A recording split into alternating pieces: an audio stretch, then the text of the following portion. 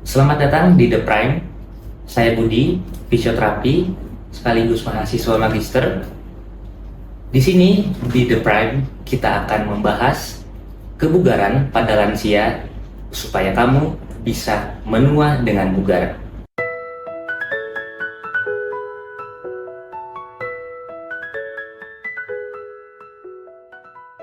Dan di sini saya bersama Ibu Prihantoro Larasati. Oke, selamat kenalkan, saya Han Fisio akan berdiskusi, bercerita banyak tentang bagaimana kita menjadi lansia yang sehat dan bugar. Oke, jadi Ibu Han ini adalah fisioterapi senior ya Ibu ya?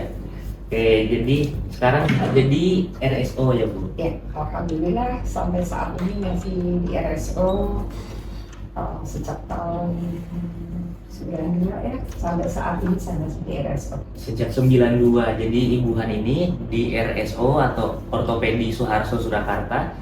Dan topik kita hari ini adalah strength training atau strength exercise pada lansia. Dan karena memang ini masalah yang nyata ya Ibu ya di sekarang ini. Ya, oke. Kalau Mas Budi ingin bahas tentang lansia ya, saat ini lansia itu menjadi hal yang sangat menarik sekali. Karena ternyata di dunia itu kesejahteraan itu meningkat, sehingga harapan hidup semakin panjang. Dan itu berdampak pada lansia-lansia baik di luar sana maupun di Indonesia sendiri, sehingga lansia itu mempunyai harapan hidup yang lebih panjang. Sekarang di Indonesia sendiri pada tahun 45 ya sampai 45 nanti kenaikan jumlah lansia itu naik sangat drastis, sehingga membuat kita harus bagaimana lansia ini menjadi lansia yang sehat, bugar, dan tetap berdaya guna, mempunyai daya tahan yang bagus, tidak menjadi beban bagi keluarganya dan juga beban bagi pemerintah. Itu yang penting harus digarisbawahi. Oke, memang kalau lansia ini sangat menarik karena secara data juga memang lansia itu terus meningkat ya Bu ya setiap tahun, karena memang buktinya begitu, karena kesehatan pendidikan meningkat, kesehatan meningkat, kesejahteraan meningkat, seiring dengan semuanya itu ini harapan hidupnya juga akan lebih panjang. Maka jangan sampai harapan hidup panjang ini membuat masalah besar, karena pada saat orang dikatakan lansia itu semua fungsi tubuh akan menurun. Nah, dengan penurunan ini loh bagaimana kita mengemas supaya lansia tetap sehat dan bugar. Nah ini Bu, yang paling menarik kita membahas dari hal yang paling mendasar dulu, yakni apa sih yang biasanya lansia itu takutkan gitu kan. Kalau saya kan masih 20-an ya Bu ya, mungkin masih banyak gasnya gitu. Kalau katanya kan 30 sudah mulai sakit pinggang gitu, 40, 50. Nah kalau di lansia tuh ketakutannya gimana ya Bu ya itu? Oke. Kalau melihat daripada sebuah fenomena yang kejadian-kejadian yang dialami lansia itu kan 60 tahun ke atas. Dikatakan lansia apabila memang dia itu umur 60 tahun ke atas tidak mempunyai beberapa penyakit. Karena kalau dengan adanya penyakit, misalkan ada DM, ada hipertensi, jantung, komorbid itu namanya jadi geriatrik kan. Jadi kan karena punya komorbid. Harapannya kita kan tadi lansia, walaupun ada penurunan fungsi secara fisiologis, misalkan nih fungsi penglihatan mulai menurun, ketakutannya biasanya itu pendengaran mulai menurun, terus kecepatan reaksi terhadap rangsang juga menurun, jalan jadi lebih lambat, berpindah tempat jadi lambat, bahkan mungkin ada yang mengalami sampai kalau orang Jawa bilang beser ya, karena susah menahan kencing. Susah menahan. Jadi beberapa hal yang terkait dengan lansia itu kan banyak sekali nih, kulit jadi lebih kering gitu ya. Sehingga hal-hal ini akan membuat ketidaknyamanan. Iya. Bahkan karena ada yang pendengaran berkurang, mata berkurang, ada yang menarik diri dari sosialisasinya. Ini Oh, yang iya. tidak diharapkan ini. Jadi jangan sampai kesepian juga. Oh iya. Oh ya, ketakutan lansia Iya, memang begitu. banyak itu ya. Banyak sekali. Dan untuk topik kita hari ini kan memang strength training ya Bu ya. Ya, Kita akan membahas dari awal nih. Memang kenapa yang pertama dulu deh. Emang lansia boleh latihan beban Ibu? Kan sudah tua gitu, takut sendinya kenapa-napa atau dan lain-lain itu. Gimana Like gitu ya. Nah, gimana tanggapan Ibu? Oke. Kan pasti ada yang bilang tuh, ya saya juga duduk aja sakit, masa harus angkat beban, makin sakit Iya. dong, gimana? Masa sakit dipaksa-paksa gitu ya? Nah, Oke. gitu, Bu. Jadi Gimana tanggapan kalau Ibu? ada kalimat mitos atau fakta ya ini ya. Mitos atau fakta, Oke. Jadi langsung. begini, kita melihat seorang lansia. Tadi saya sampaikan bahwa secara teori fungsi tubuh akan menurun. Oke. Otot akan mulai kekuatannya menurun, Iya. kecepatan terhadap rangsang tadi menurun. Apa dampaknya ini terhadap tubuh kita? Orang akan menjadi semakin kadang tidak percaya diri juga. Iya. Nah, sekarang perlu nggak ya lansia itu berlatih atau diberikan latihan? Iya. Ya, berlatih itu mungkin dengan kesadarannya sendiri atau karena ada sesuatu diberikan latihan dengan pembebanan tadi yang ditanyakan. Iya. Dengan pembebanan bolehkah? Nah, kalau berdasarkan sebuah kajian teori bahwa otot yang lemah itu apabila diberikan latihan dengan penguatan pembebanan Oke. akan membuat otot itu akan semakin kuat, massa otot akan meningkat. Oke. Nah, pada lansia otot itu secara otomatis fisiologi akan mengalami penurunan. Oke. Massa ototnya akan mengalami penurunan.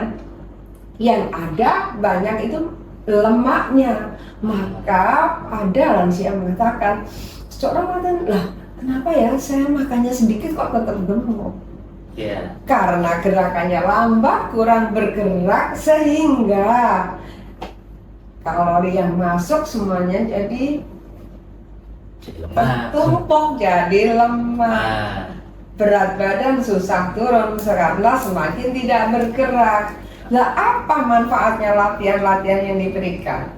Latihan pembebanan pada otot yang menurun massa ototnya tadi itu berfungsi akan membuat otot itu menjadi lebih kuat. iya. Otomatis adanya kontraksi-kontraksi dengan pembebanan tadi, otot kuat, massa otot meningkat, akan dampaknya apa lagi? Tulang pun akan menjadi lebih kuat, sehingga apa itu kata-kata frailty? Oh, Rapuh frailty. ya, rapuhnya tadi itu bisa diminimalkan. Jadi kalau ada yang mengatakan orang sakit kok suruh bergerak apalagi dikasih beban. Jadi otot yang lemah itu bisa membuat tubuh kita jadi sakit atau nyeri, nggak enak nih.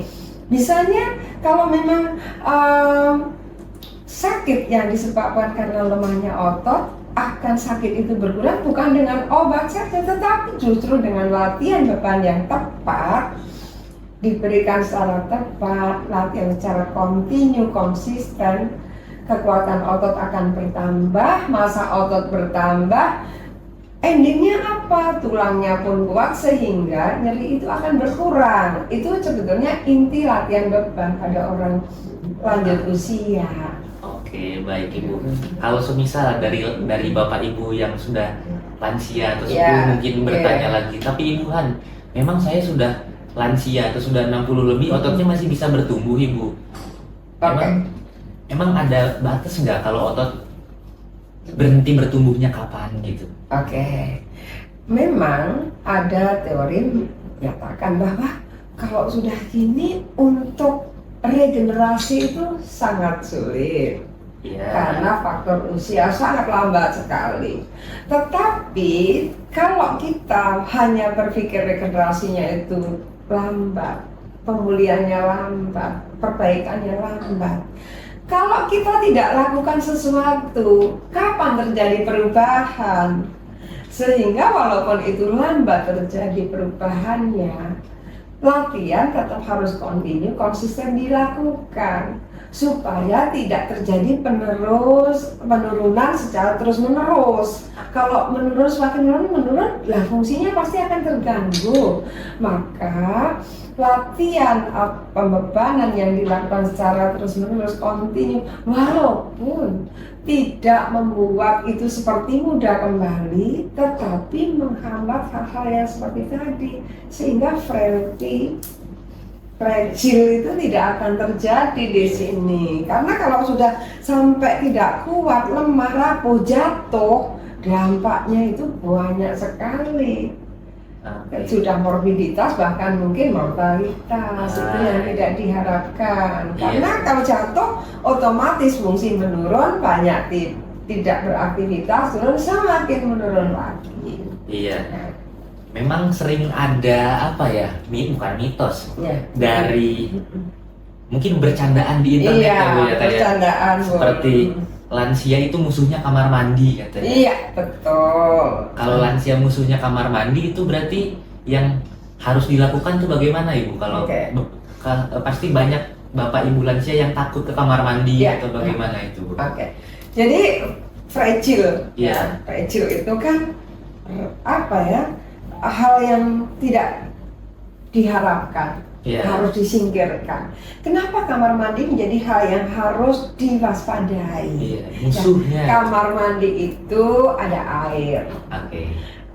Mungkin kalau kita tidak rajin membersihkan, jadi licin. Licin. Satu itu kan ya jelas. Kalau licin dengan lansia tadi yang rapuh, kekuatan ototnya tidak bagus, itu mempengaruhi keseimbangan nggak? Ya pasti. Oh, berarti di keseimbangannya. Iya, keseimbangannya akan terganggu. Maka kenapa sih ototnya harus kuat? Ototnya masanya jangan sampai menurun, tulangnya kuat, karena juga pengaruhnya juga terhadap keseimbangan. Dengan dampak daripada kamar mandi licin, kalau orang tua tidak mempunyai keseimbangan yang bagus, bagaimana kalau kepleset atau terpeleset? Risiko terbesarnya adalah patah tulang. Yang sering terjadi adalah patah tulang panggul, yang mana ini akan mempengaruhi quality of life, kualitas hidup tadi. Pasti lansia banyak tidur, sehingga semuanya akan drop karena rasa sakit. Ototnya kekuatan menurun, komplikasi akan banyak mengikuti. Ini yang harus dihindarkan. Maka kamar mandi tadi satu, rajin dibersihkan supaya nggak licin. Kedua, penerangannya cukup. Jadi lingkungan kita itu juga harus aman buat lansia. Di samping lantai tidak licin, sinar penerangan harus cukup. Lapang untuk jalannya, jangan sampai ribet itu ya. Kamar mandi dibuat sedemikian rupa. Kalau bisa ada handrailnya supaya bisa untuk pegangannya Bu yang di samping-samping. Yang di rumah sakit biasanya Bu ya banyak. Iya, betul. Karena apa? Dari duduk ke berdiri mungkin akan sulit. Nah, ini juga pengaruhnya. Hal yang sederhana. Kita berpindah tempat saja, jadi duduk ke berdiri. Kalau ototnya nggak kuat, bagaimana kecepatan reaksi itu? Itu juga harus diperhatikan. Jadi banyak dampak daripada penurunan kekuatan otot dari masa otot yang menurun tadi. Dampaknya terhadap aktivitas fungsional itu banyak sekali. Hal dasar saja dari duduk ke berdiri. Berarti memang otot banyak hal. Dan tadi kita bahas keseimbangan ya Bu. Mungkin Bapak Ibu yang nonton atau ada Bapak Ibu yang punya orang tua seperti itu mau tahu memang gimana caranya supaya kita tahu bahwa orang tua atau Bapak Ibu sekalian yang nonton itu ototnya bagus atau tidak, atau keseimbangannya bagus atau tidak. Mungkin sekarang sambil nonton bisa dipraktekkan yang sederhana bagaimana caranya. Jadi untuk mengetahui bahwa orang tua tadi mempunyai keseimbangan yang bagus atau tidak, kekuatan ototnya menurun atau tidak, sebetulnya ada tes-tes sederhana yang bisa kita lakukan. Satu contoh ada tes namanya 5 times sit to stand. 5 times sit to stand. Jadi duduk berdiri, duduk berdiri 5 kali. Oke. Secara cepat ya, tapi itu kan ada sebetulnya kita juga sudah buat aplikasinya ya. Nanti Ada teman-teman, aplikasinya? ya saya sudah buat aplikasinya.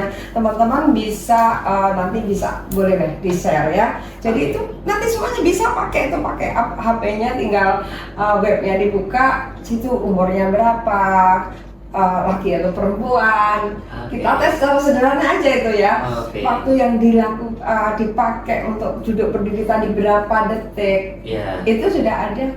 Jadi ada nilai normal di situ, bahwa yang nilainya lebih dari angka normal yang ada, usia Iya. sekian ada batasannya, itu berarti ada risiko jatuhnya tinggi. Oke. Baik. Perlu ditingkatkan kekuatan otot tungkainya, otot kakinya, supaya meminimalkan risiko jatuh. Jadi keseimbangan pada kita itu ada keseimbangan statis, duduk berdiri tadi, Duduk berdiri. dan ada keseimbangan dinamis, berpindah tempat. Jadi tesnya dengan TUG ya, time up, go, Oh yang and go test. Oke. Iya, jadi ada 2. Kita semua sudah bikin aplikasinya itu 2 itu tempat kita ada. Boleh dipakai teman-teman nanti. Jadi hal dasar yang harus dilakukan. Terus kekuatannya gimana? Kekuatan genggam. Oh, untuk cek otot di kekuatan Oke. genggam itu. Kekuatan genggam Oke. itu kan untuk mengetahui sarkopenia atau tidak. Gampang itu dilakukan dengan hand dynamometer. Oh, ini yang meter. Laki-laki normalnya usia berapa kan di tabel sudah ada tuh. Kalau usia sekian 60 tahun normalnya berapa, laki-laki perempuan berapa. Jadi hand grip dynamometer kanan dan kiri kita ukur. Itu sederhana sekali. Tapi itu bermanfaat sangat besar sekali untuk mengetahui bahwa ternyata kekuatan genggaman ini sangat besar manfaatnya untuk mengetahui kemampuan kekuatan otot kita, hingga orang-orang atau lansia yang dengan berbagai masalah tadi, apa nanti yang menjadi dasar untuk latihan penguatan otot tangan, penguatan otot kaki, yang semuanya itu nanti adalah juga berdampak terhadap vaskularisasi, akan bagus. Jadi bukan menjadi orang yang diem ya. Kalau Yeah. diem kan vaskularisasi kurang bagus, sehingga dampak penyakit-penyakit lain nanti akan muncul. Tapi dari bergerak, menambah beban, dampaknya sangat banyak sekali, mulai dari massa otot, kekuatan, kepadatan tulang, nanti kecepatan reaksi itu kan muncul semuanya. Iya, baik. Berarti memang kunci utamanya di latihannya kan ya Bu ya? Iya, betul. Ya. Bagaimana caranya tahu Ibu latihan? Kan mungkin ada beberapa yang saya sukanya lari, saya sukanya apa, saya sukanya apa. Oke. Bagaimana caranya lansia atau Bapak Ibu yang menonton di sini tahu latihan ini cocok untuk dia seperti itu, atau memang semuanya harus nge-gym, atau bagaimana itu Ibu? Oke. Sekarang baru rame nih, tren Ya, nih betul, gym ya. gym. Tapi begini, kalau lansia kita bedakan dulu nih. Lansia tadi ada komorbidnya enggak? Jadi kelihatan enggak? ada bawaan penyakitnya atau enggak ya? Iya. Ada bawaan. Kita pilih dulu yang punya masalah komorbid dengan tidak. Oke, kita bedakan dua ya, Bu, ya? Kita bahas yang tidak punya komorbid dulu ya. Oke. Lansia sehat berarti. Kita lihat dulu latar belakangnya.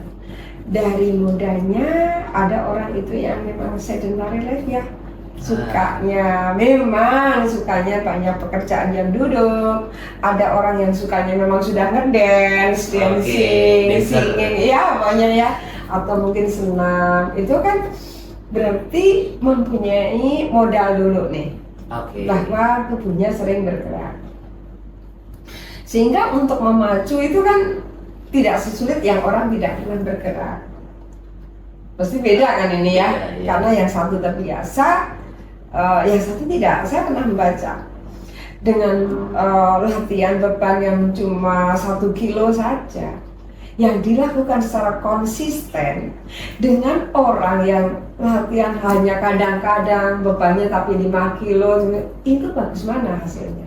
Ternyata bagus yang konsisten, karena dia secara kontinu melakukan setiap hari. Walaupun aku cuma sekian, yang direkomendasikan WHO berapa jam setiap minggu, ya kan? Yeah. Atau berapa menit setiap minggu.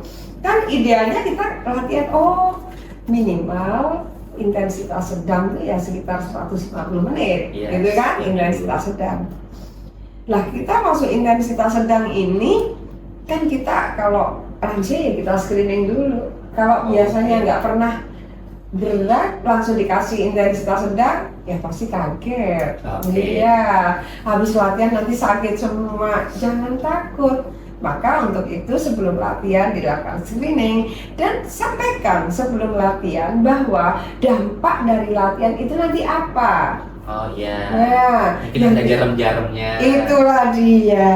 Kadang-kadang sudah jarum sedikit takut, ya kan?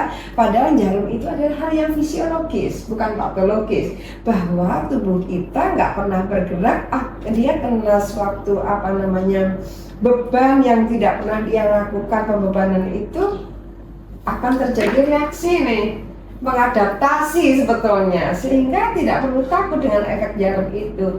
Jadi sebelum latihan jelaskan dulu itu efek yang normal, bahwa tubuh kita beradaptasi dengan rangsangan yang ada.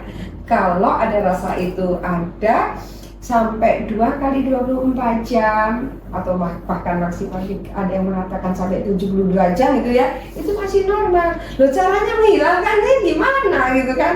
Ya justru segera bergerak kan, mengulang lagi gerakan itu supaya tubuh segera beradaptasi, sehingga besok lagi kalau latihan itu sudah nggak jarum lagi. Jadi nggak perlu dikhawatirkan, itu adalah hal yang sangat-sangat normal. Memang dan semua orang tahu ya Bu ya kalau jarum itu normal. Ya kadang-kadang takut ini ada yang salah apa ya? Nggak ada yang salah, cuma tubuh kita itu responnya terhadap rangsangan ini. Aku baru kenal nih, sehingga dengan baru kenal nih, gimana ini dengan yang baru kenal? Kenalan dulu, besok semakin akrab, akhirnya kan semakin jadi teman. Oh, kalau nggak melakukan itu jadi kangen akhirnya, kan gitu kan? Iya, betul-betul. Memang kadang-kadang ketakutannya itu karena kan rasa sakitnya sama seperti yang lain-lainnya Bu ya, mungkin sakit bahu, sakit apa, rasa sakitnya sama, jadi mungkin bisa dipahami. Dan jarumnya ini tuh kalau di latihan dengan intensitas yang betul dan lain-lain, jarumnya adalah jarum yang normal. Oke, selanjutnya berarti bagaimana Ibu caranya kita bagi ada 2 lansia dulu Ibu. Ada yang satu lansia percaya diri, mungkin saya melihat dari internet aja, saya tak latihan di rumah sendiri. Sama satu lagi mungkin mau yang ke profesional, yang paling baik itu yang mana Ibu sebetulnya? Sebetulnya kalau dibilang paling baik dan tidak baik, kita nggak bisa mengatakan yang percaya diri tadi tidak baik. Orang percaya diri kan baik-baik saja kan gitu ya. Terus yang mau dengan seorang pendamping, trainer atau siapapun ada pendamping, bukannya juga tidak baik, itu juga baik. Yang dikatakan tadi yang kita pisahkan ya dulu, lansia dengan kepercayaan dirinya itu cuma memang harus diberikan penjelasan. Batasannya seberapa sih? Karena kemampuan kardiovaskulernya itu kan juga sudah mulai menurun, tidak seperti orang muda, sehingga batasan maksimal yang bisa dicapai, ingat loh, berapa persen kan? 80% daripada heart rate maksimal kan? Denyut nadinya. Iya, kita turunkan kan? Nah, untuk lebih aman lagi apa? Karena kan kalau memang belum dicek beneran nih, kita kan nggak berani nih mengatakan angka-angka itu. Di mana kita amannya dulu, naikkan levelnya pelan-pelan. Andai kata misalkan latihan tadi untuk pembebanan, oke deh, kalau belum pernah ya setengah kilo aja deh ibaratnya. Setengah kilo, kalau saya posisi mau tricep begini, setengah kilo nih, latihan 10 kali, ini berat nih, karena posisi saya harus begini nih. Tetapi kalau saya sudah biasa, ini mau pakai 5 kilo aja sampai 10 kali, nggak masalah. Nah, ini jadi dikenalkan dulu, walaupun percaya diri juga harus perlu screening sebetulnya. Tetap harus screening dulu ya Bu ya, supaya tahu. Walaupun percaya diri supaya tahu. Loh, karena kita tidak tahu loh, Mas Budi. Kalau Mas Budi misalkan nih, yang nampaknya sehat segar bukan, apakah di dalamnya memang tidak ada sesuatu masalah? Karena secara fisiologis itu kan memang sudah menurun. Ya. data medis. Jadi sebelum latihan, kalau saya anjurkan ya Mas, tetap dilakukan screening. Untuk Oke. apa? Untuk keamanan, untuk kebaikan, supaya yang dilakukan benar-benar berdampak dan membawa hasil yang optimal. Jangan sampai dampaknya dampak negatif, tapi dampaknya harapannya positif. Jadi screening ini tujuannya adalah untuk mengamankan Mas. Paling tidak screening itu apa? Oh, vital sign, nadinya berapa, terus tensinya berapa, apalagi ya, terus pernafasannya bagaimana, pernahkah sesak nafas atau mungkin gangguan-gangguan vaskularisasi yang lain, gangguan apa saja, atau mungkin minum obat-obat tertentu ditanyakan. Berat badan pun sangat ada hubungannya, sangat gitu ya. Jadi screening itu lebih baik dilakukan dulu daripada setelah latihan dampaknya muncul, dampak yang kurang baik gitu. Oke, berarti tetap harus screening ya Bu ya, meskipun Sebaiknya screening, saran saya, karena kita sebagai orang yang tidak pernah latihan, terlalu terpercaya diri, rambu-rambu keamanannya Mas, jangan sampai membawa hal-hal yang tidak diharapkan. Oke, memang kadang-kadang banyak juga itu ya Bu ya, yang baru mau mulai untuk olahraga, Iya. dengar berita yang sedang main bola, yang sedang futsal, atau mungkin ada saudara terdekat, Itulah dia. tiba-tiba meninggal seperti itu. Itu yang tidak diharapkan. Maka tetap berikan edukasi bahwa screening itu sangat penting untuk keselamatan. Oke. Yang penting apa tuh, pertama kali kan selamat. Tujuannya kita tuh sehat bukan, tapi nanti nggak selamat. Iya. Ya, keselamatan itu penting sekali. Betul. Nah, ini perlu sekali ditekankan dan diedukasikan. Walaupun biasanya sudah pernah berolahraga atau biasa berolahraga, tapi kalau kita mau meningkatkan level ya screening itu ya harus dilakukan. Ya. Oke, baik. Berarti yang tadi yang percaya diri juga tetap harus screening dan ke profesional ya Bu ya. Lebih baik. Oke, untuk profesionalnya nih Bu, mungkin banyak penonton yang tidak tahu yang profesionalnya saya kemana ya, karena kan untuk zaman sekarang banyak ya Ibu, ada fisioterapi, ada trainer, ada dokter, dan lain sebagainya. Itu bagaimana Ibu cara memilihnya? Oke, memang sekarang kan dunia terbuka luas deh. Ya. Pekerjaan apapun juga, profesi ini nih banyak sekali. Bukan kita membatasi atau menghalangi, tidak ya.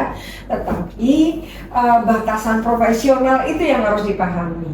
Ya, misalkan ada seseorang lansia nih dengan permasalahan ini nyeri lutut misalkan. Oke. Secara patologi kedokteran nih, nyeri lutut sebabnya apa?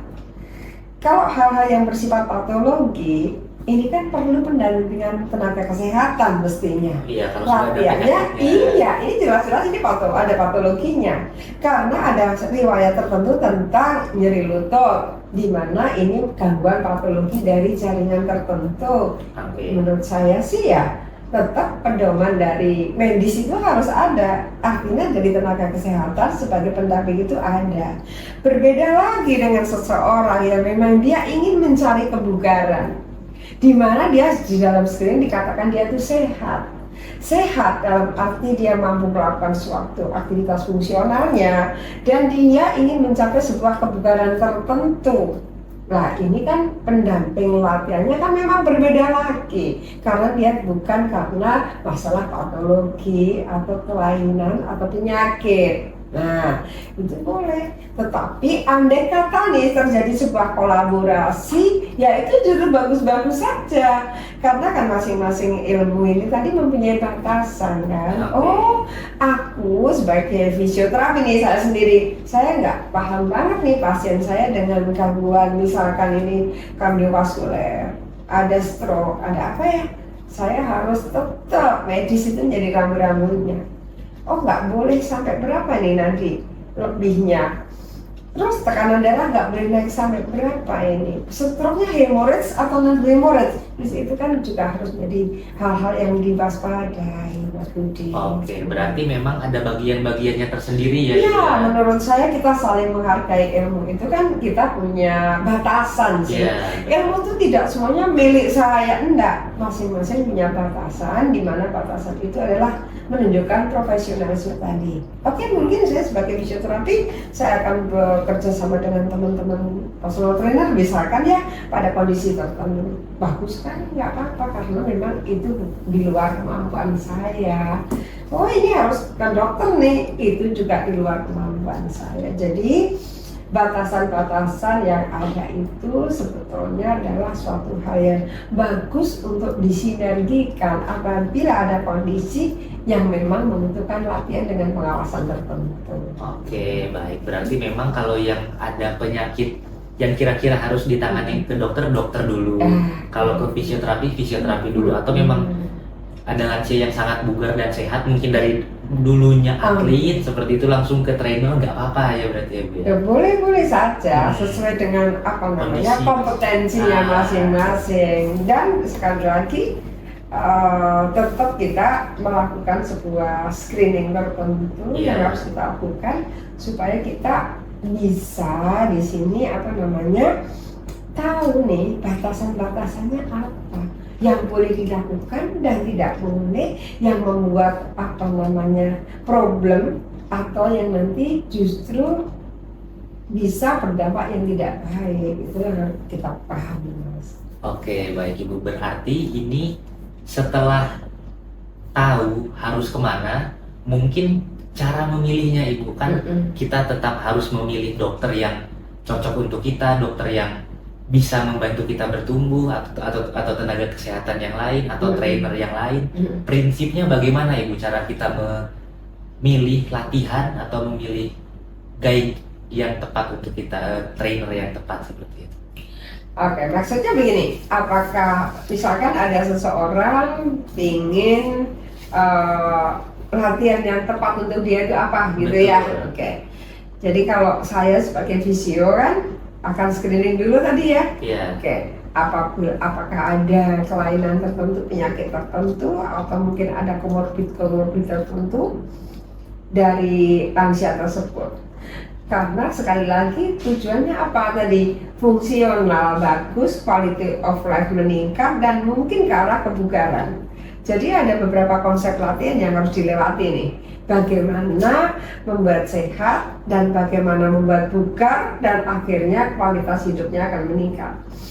Jadi kalau kita membuat sebuah apa namanya konsep tujuan daripada sebuah latihan tadi, kita screening tadi.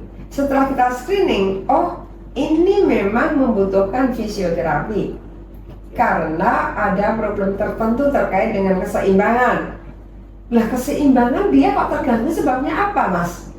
Apakah memang problem vestibularnya, atau memang problem dari kekuatan ototnya, atau problem-problem dari gangguan yang lain? Saya akan cari patologi problemnya dulu. Dari situ saya akan pilih nih, memang ini membutuhkan fisio dulu. Oh, saya kolaborasi dengan dokter, ternyata keseimbangan terganggu juga kaitannya dengan visual misalkan. Berarti kan saya nggak bisa sendiri nih. Nah, kita ini lagi kan, berarti mungkin ini belum bisa latihan ini dilepas sendiri, jadi harus mendapatkan pendampingan. Siapa yang tepat memberikan pendampingan? Ya, kalau menurut screening dari hasil, oh ada patologi problem gangguan keseimbangan karena penyakit, ya tentunya fisioterapi di sini sangat bagus bisa untuk mendampingi begitu Mas. Tapi ingat ada faktor-faktor medis yang harus selalu dikonsultasikan dengan penyakitnya tadi apa, penyebab dari gangguan keseimbangan. Kan banyak keseimbangan nih masalahnya, bisa dari otak juga, bisa dari visual, bisa dari kelemahan dari ototnya, gangguan dari propriosepsinya, itu kan banyak sebabnya. Sehingga hal ini adalah pendampingan yang terbaik. Apa yang dilakukan ya? Kolaborasi dua-duanya tadi. Karena jarang sekali sih memang lansia itu hanya saya tok atau fisio tok. Karena dengan berbagai macam problemnya tadi Mas, kita jangan terlalu percaya diri nih kan gitu kan, jangan sampai menimbulkan hal kayak tidak. Ini kan suami saya protes tuh kemarin, ibu tuh loh, kenapa aku kok dipakai contoh ya? Ya karena justru bapak itu menjadi motivasi. Saya mau menaikkan level dari zona 1, zona 2, gak berani saya kalau nggak konsultasi dokter jantungnya dulu. Karena suami saya mempunyai masalah kardio. Oh ternyata suami saya itu sudah sehat, tetapi kebugaran jantungnya masih belum optimal. Nah ini latihannya masih di bawah zona ini kok Bu, naikkan, berarti harus nih naikkan sampai terjadi seperti terengah-engah. Kenapa? Dipacu dulu, nanti akan tadi kalau orang bilang jarang tadi, ini baru jantungnya menunjukkan. Nah ini kan kalau saya tidak konsultasi dengan dokter jantung nggak mungkin nih. Saya tahu-tahu tiba-tiba yang kecepatannya 2,5 km per jam, sekarang saya naikkan 5 km per jam. Nah, saya bisa, kalau suami saya pingsan, gitu kan, ini contoh yang real yang saya lihat. Jadi harus waspada di sini, karena orang usia sekian itu rentan terhadap segala perubahan. Oke, betul, dan memang banyak sekali seperti penyakit-penyakit yang tidak diketahui ya, dan tidak ada tanda-tanda, tidak ada ciri-cirinya, dan yang paling penting berarti prinsipnya di screeningnya dulu ya Ibu. Betul Mas Budi, screening ini wajib. Ya, yang kelihatannya enteng, ringan, tapi kalau tidak tepat kan jadi masalah. Gitu. Dan screeningnya bisa di mana aja, bisa di dokter, bisa di fisioterapi, dan yang profesional lainnya ya Bu ya. Dan nanti baru prinsipnya setelah kita tahu kondisi kita, maka latihannya bisa diindividualisasi atau dispesifikkan apa yang diperlukannya. Jadi untuk menggeneralisir itu rasanya gak mungkin. Sama-sama umurnya 60 tahun, ya, ada comorbid atau tidak, ya, latar belakangnya seperti apa, ini kan juga menjadi catatan Mas Budi. Jadi individualisasi latihan itu sangat penting untuk lansia. Tapi boleh nggak ya kita pemanasan bareng-bareng, stretching bareng-bareng, misalkan nih Anda nanya, ya kalau stretching saja cara untuk pemanasan meningkatkan suhu tubuhnya 1 derajat itu kan oke lah, karena itu kan hanya relax. Tapi kalau sudah masuk ke dalam tahapan di mana saya mau membuat latihan tertentu, ya itu individual. Tetap harus spesifik orang per orang nih Bu ya, dengan kondisi hasil screening tadi. Betul. Oke, baik Ibu. Nah, untuk latihannya berarti nanti ketika screening sudah tahu nih kalau semisal dia ada tekanan darah tinggi atau memang denyut nadinya terlalu tinggi, berhentinya itu kapan nih Bu biasanya kalau menurut prinsipnya? Jadi kan kita harus menganut pada prinsip berapa boleh ya. Kapan harus berhenti gitu? Iya, kalau baru bergerak, aduh dadaku sesek ini kok sakit ya? Ya segera berhenti, nggak nunggu, gini, sakit, berhenti. Jadi kita sampaikan yang tadi yang mana itu kan tidak bergejala kadang-kadang karena perubahan-perubahan fisiologi tadi nggak bergejala mungkin. Aku nggak pernah sakit kok tiba-tiba ada serangan jantung, kan aneh gitu ya. Karena kan itu tidak diketahui perubahan pembuluh darah dari orang tua tadi kan sudah kelenturannya sudah berubah, maka tanda-tanda yang misalkan berkeringat dingin. Kalau keringat dingin sudah kan harus berhenti. Keringat saat olahraga itu kan beda dengan orang berkeringat dingin itu kan rasanya tubuh itu kan beda. Terus denyut yang sampai dia menimbulkan pusing, menimbulkan sesak nafas yang berlebihan, apalagi sampai dadanya sesak. Yang lebih baik itu dihentikan dulu. Nah, ini kan kadang-kadang karena nih, temanku masih kuat itu usianya lebih tua, kenapa dia masih? Ya kan berbeda-beda tadi, individual banget, nggak bisa disama-samakan. Maka saat saat memberikan latihan perlu diperhatikan. Jadi saya sendiri nih Mas, kalau di tempat saya, kebetulan saya membina lansia di tempat saya itu sudah puluhan tahun ya. Oke. 6 gitu ya, saya selalu bilang yang nggak biasa, yang belum biasa silahkan ikuti semampunya, yang nggak mampu lebih baik istirahat duduk. Nggak perlu malu, nggak perlu minder, karena itu memang tubuhnya belum mampu atau belum beradaptasi, sehingga jangan dipaksakan daripada nanti tambah sakit atau menimbulkan masalah yang tidak diharapkan. Jadi perlu banget selalu disampaikan, karena kadang-kadang merasa aduh masa aku gini aja nggak kuat, dulu aku tuh kuat lari sekian, kuat senam sekian gitu ya Mas. Hati-hati, pokoknya prinsipnya kehati-hatian harus dikedepankan. Kehati-hatian, dan salah satu tandanya tadi ya Ibu, yang pusing, keringat, dingin, sesak, pas terengah-engah, dada sakit, udah. Pokoknya sudah langsung berhenti. Berhenti dulu aja, duduk, istirahat. Jadi jangan dipaksakan seperti yang lain. Oke, baik. Sudah cukup jelas mungkin ya Bu ya untuk hati-hatinya. Nah sekarang kita fokus ke latihannya ya Bu.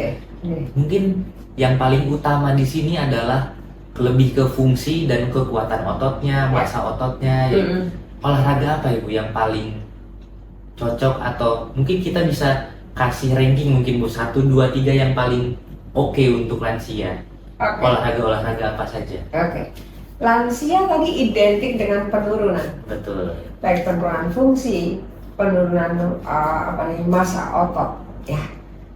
Jadi hal yang perlu dikhawatirkan sekali itu adalah sarkopenia, osteosarkopenia, ya kan?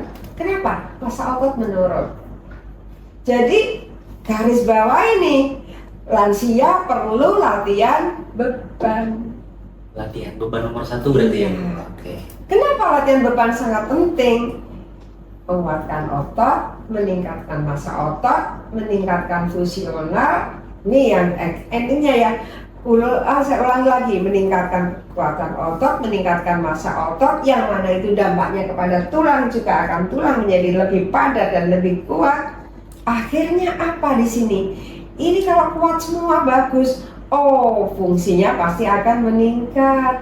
Lah, harapan kalau fungsi meningkat apa nih? Quality of life.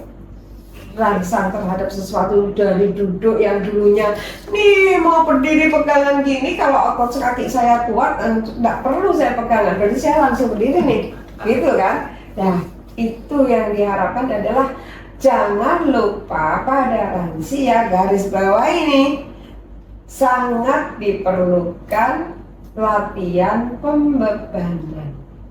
Mulai dari yang sedikit dulu, yang kecil dulu, konsisten, naik pelan-pelan sesuai dengan kemampuannya. Latihan beban, mungkin dari beberapa penonton ada yang masih bingung latihan beban harus ke gym berarti ya Bu ya? Bagaimana tanggapan Ibu? Latihan beban itu tidak harus ke gym. Tidak harus. Saya bukan berarti pelarang orang ke gym, tidak. Karena tidak semua orang tuh bisa pede datang ke gym kan. Saya sendiri kan juga jarang ke gym. Latihan beban itu bisa dilakukan di rumah, menggunakan apa saja yang jelas itu untuk beban. Karena dengan beban itu adalah meningkatkan kekuatan otot, meningkatkan massa otot, menguatkan tulang, itu latihan beban. Beban itu bisa menggunakan resisten band atau karet ya. Karet. Nih. Karet bam ya boleh, nggak harus terapin beli mahal, enggak, pokoknya karet yang bisa. Nih, ini latihan beban. Terus bisa juga latihan beban menggunakan, saya punya botol nih, botol air mineral tuh, diisi yang 600 gram, 600 mili ya, diisi pasir atau kerikil. Nih buat tricepsnya, buat bicepsnya, deltoidnya kan. Taruh di kaki, diikat, itu bisa juga. Lain lagi boleh, beban apa lagi boleh. Punya barbel nih lebih bagus ya. Jadi latihan beban itu bisa menggunakan beban apapun. bisa barber, bisa tadi modifikasi, mau bisa menggunakan resistant band, mau nge-gym boleh juga. Tapi ingat sebelumnya screening dulu ya kalau nge-gym, karena jangan sampai kita mengikuti keinginan hati ini arus bagaimana aku tiba-tiba enggak, sebaiknya ya di screening. Oke. Tidak tiba-tiba langsung aku bisa lari sekian, ya nggak mungkin nih, karena kalau belum pernah berlatih gitu ya. Iya, harus ada dasarnya dulu dan Iya. memang untuk semua olahraga yang utama dan harus dijadikan dasar terlebih dahulu itu di latihan bebannya dulu, berarti ranking 1 di Kalau latihan buat bebannya. lansia, Iya. latihan beban itu sangat penting sekali. Oke. Biar nggak bosan, boleh nggak ya Bu divariasikan besok dengar radio, boleh banget, boleh Iya, banget, sambil musikan, iya. Dengan dancing ya boleh juga, untuk fleksibilitas agilitasnya boleh. Iya. Tetapi untuk variasi tadi kan mempunyai tujuan masing-masing nih. Oh, kardio nih dengan bersepeda statis misalkan, atau kardio dengan jalan nih, boleh saja, mau apa. Tapi yang jelas pada sesi setiap minggunya latihan itu latihan beban harus masuk. Oke, baik. Berarti tadi ranking 1-nya latihan beban. Mungkin supaya mempermudah penonton ya Ibu, kita kasih 3 deh yang harus dilakukan. Yang pertama latihan beban ya Bu. Ya. Yang kedua apa nih Bu yang bisa dilakukan untuk memulai olahraga atau memulai bergerak? Oke, latihan beban, ya. Kemudian kardio. Kardio. Penting banget. Kardio itu kan usia setiap tahun usia kita bertambah, ya. Fungsi kardionya justru turun. Usia bertambah, kardionya kan fungsinya turun. Lah, bagaimana untuk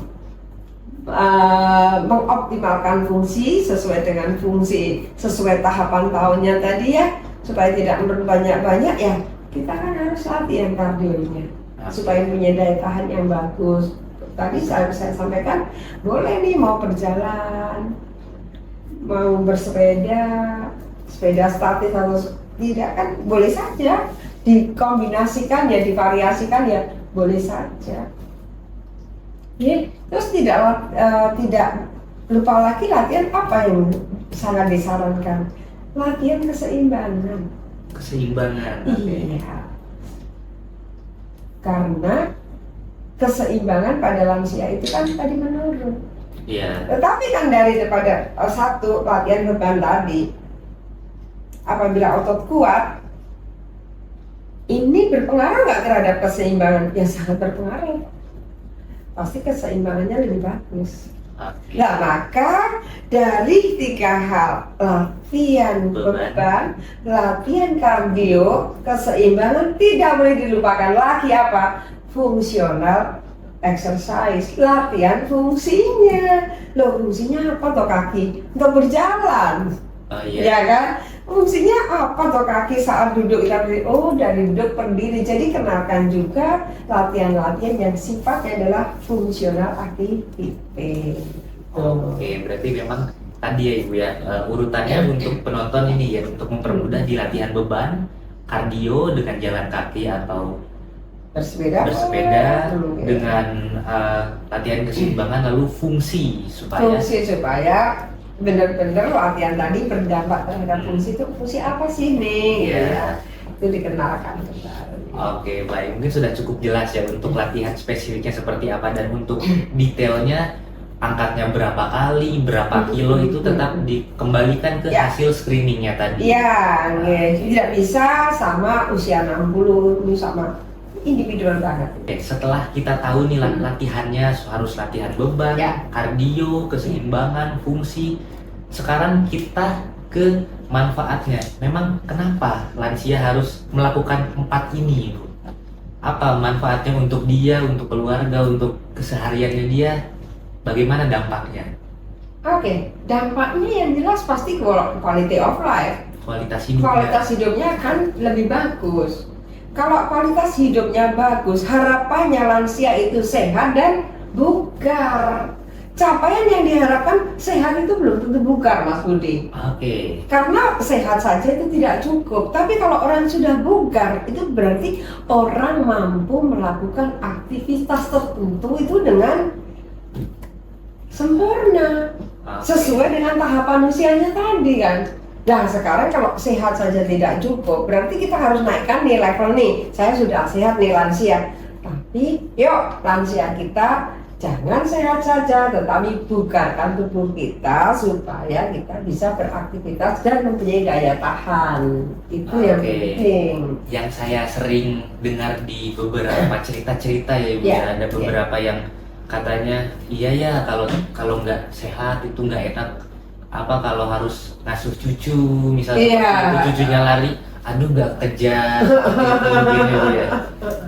Nah, Iya. ketakutan-ketakutan itu dan harapannya mungkin bisa lebih bahagia dengan bisa bermain dengan baik dengan Ya. cucu, dengan keluarga, dan mungkin jauh lebih percaya diri dengan tubuh Ya, yang bugar ya Ibu. betul. Jadi itulah namanya jadi kualitas hidup yang lebih baik ya. Jadi bisa bermanfaat, bermakna buat semuanya kan, bukan hanya dirinya sendiri tapi juga buat lingkungannya serta jelas keluarganya kan. Jadi makna daripada sebuah konsep latihan beban sekali lagi buat lansia itu apa? Besar sekali, banyak sekali, boleh dibaca banyak tadi.